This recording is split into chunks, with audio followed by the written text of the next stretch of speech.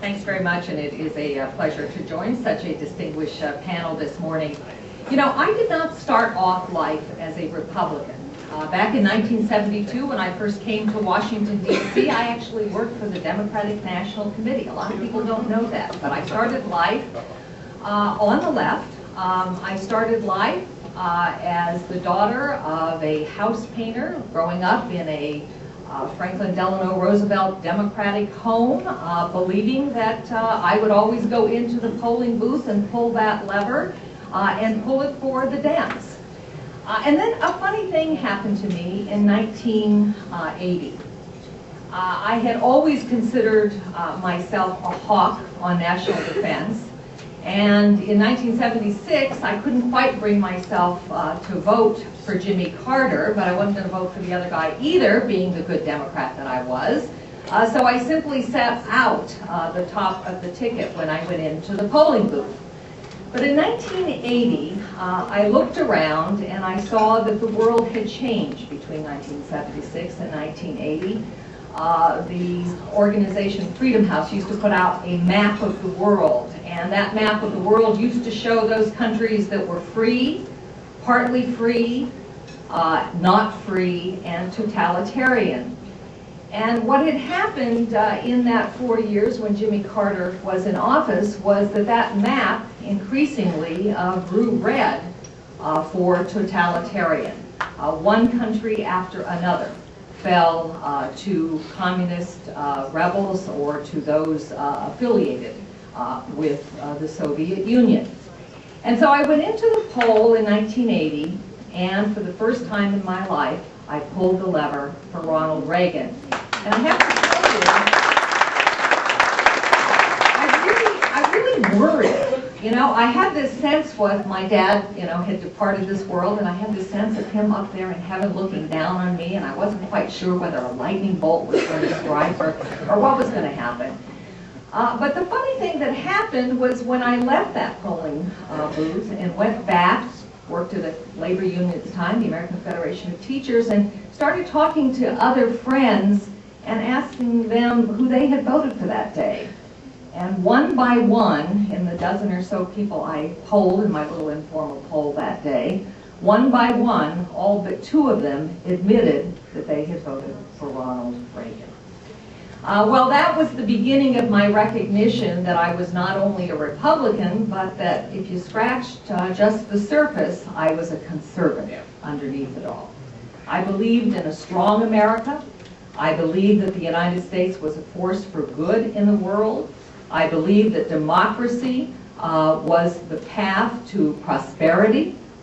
And I believed that individuals should be regarded not by the color of their skin or where their ancestors came from, but by the content of their character, to echo Martin Luther King. And I found that in the Republican Party, I had found a party that stood for those ideals. Well, I have to tell you that if you fast forward to the year 2004, 2006, in particular, and 2008, I don't necessarily feel that warm glow of good feeling coming from my Republican Party. And I think Richard Nadler touched on it, I think Secretary Gutierrez touched on it. A lot of it has to do with the issue of immigration. Now, there were some other things that started me feeling a little uncomfortable. Back when the Republicans were in control of the Congress, I thought Republicans were about controlling spending.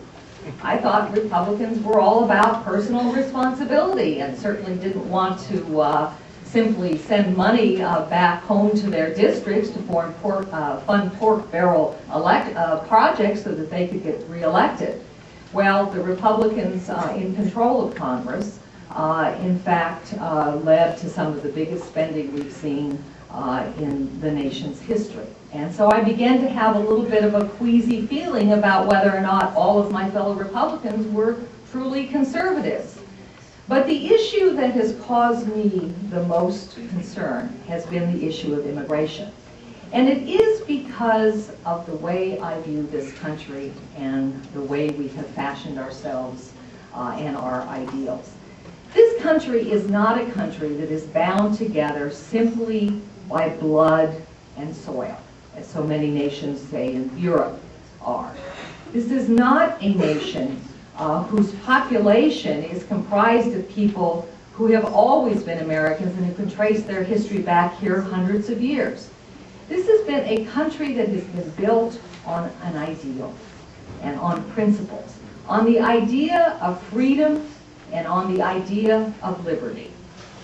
And people from all realms of the world have come here because they believed in those principles.